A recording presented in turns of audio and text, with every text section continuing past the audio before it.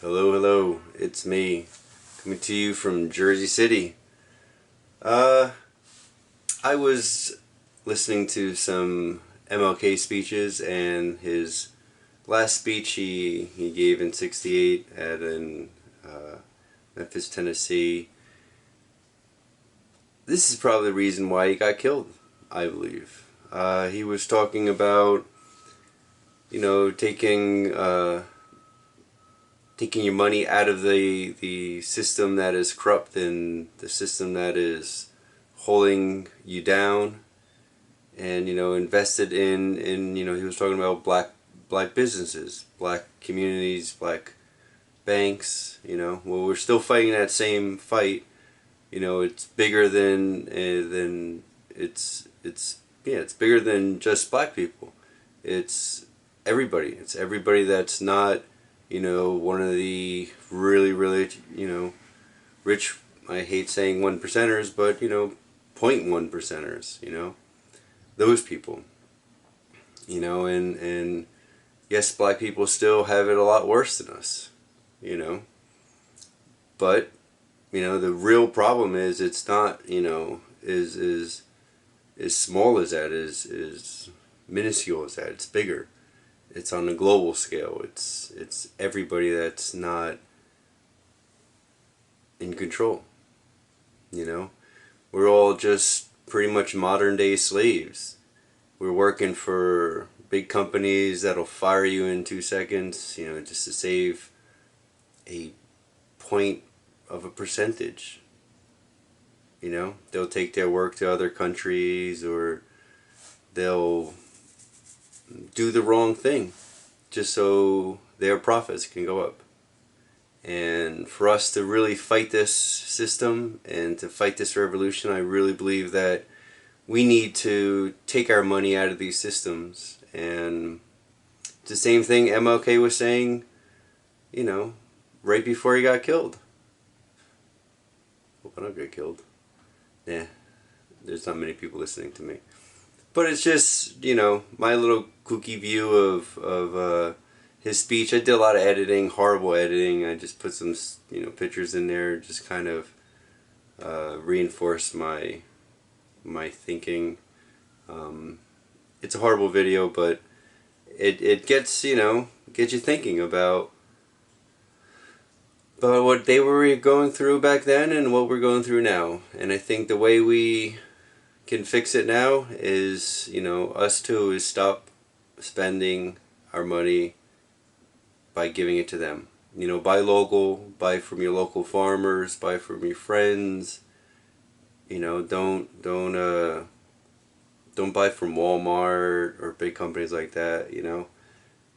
Buy used. We do need a lot of things. I'm definitely buying some stuff, but I'm really trying to buy used. I want to buy used. I want to fix things that I have. I find a lot of stuff in the trash. So I don't. That's my journey. That's what I'm going through now. Just completely redesigning my life, where I don't have to partake in any of that crazy stuff. So watch this video. It's really butchered, but I think it'll get the point across. Alright guys, enjoy it.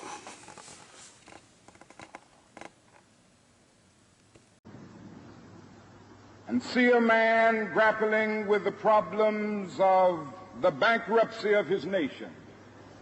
Something is happening in our world. The masses of people are rising up,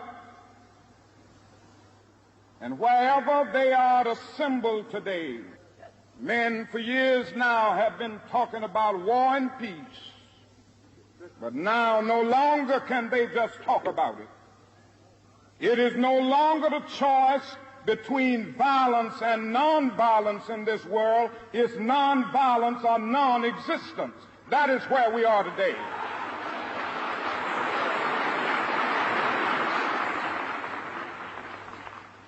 It means that we've got to stay together. We've got to stay together and maintain unity. Whenever Pharaoh wanted to prolong the period of slavery in Egypt, he had a favorite formula for doing it. What was that? He kept the slaves fighting among themselves.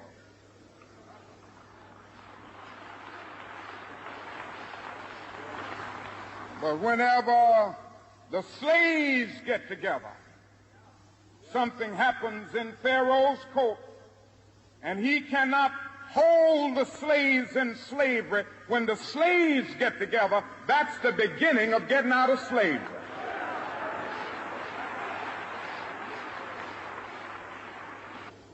This is what we have to do. Now, the other thing we'll have to do is this.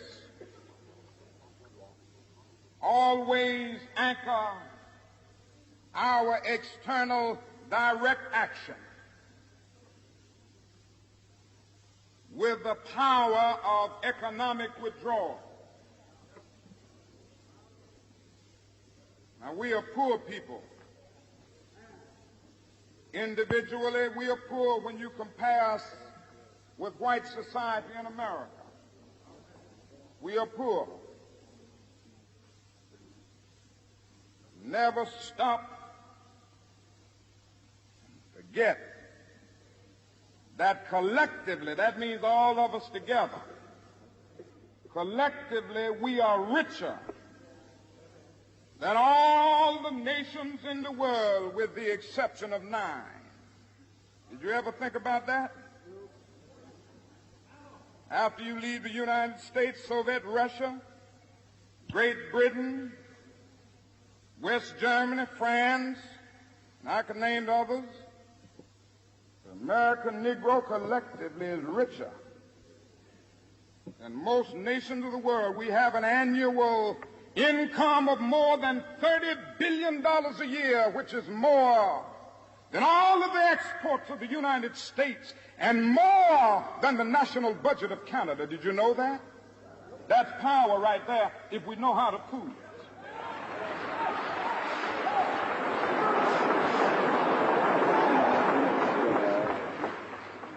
We don't have to argue with anybody. We don't have to curse and go around acting bad with our words. We don't need any bricks and bottles. We don't need any Molotov cocktails.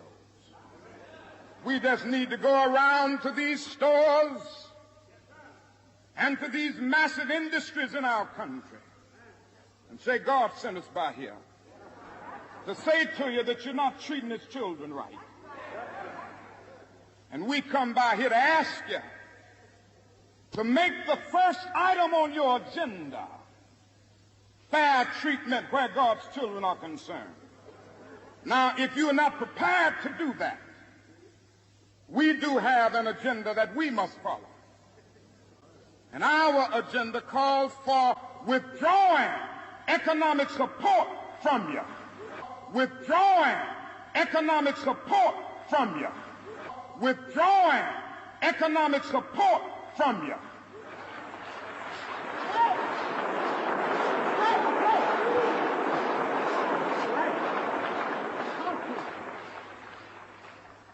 So as a result of this, we're asking you tonight to go out and tell your neighbors not to buy Coca-Cola in Memphis.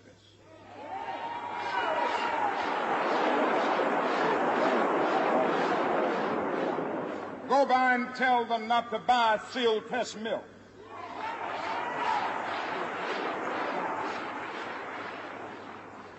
Tell them not to buy, what is the other bread? Wonder Bread. And what is the other bread come to Jesse? Tell them not to buy Hart's bread.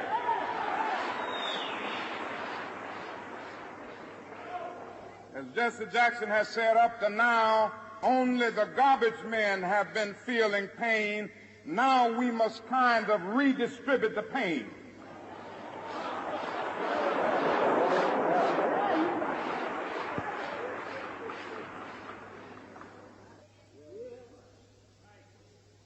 I call upon you to take your money out of the banks downtown, to take your money out of the banks downtown to take your money out of the banks downtown.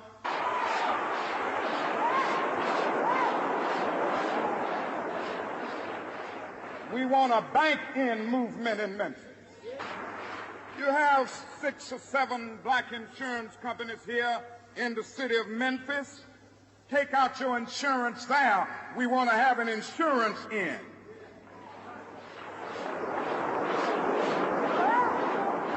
Now, these are some practical things that we can do. We begin the process of building a great economic base, and at the same time, we are putting pressure where it really hurts. And I ask you to follow through here.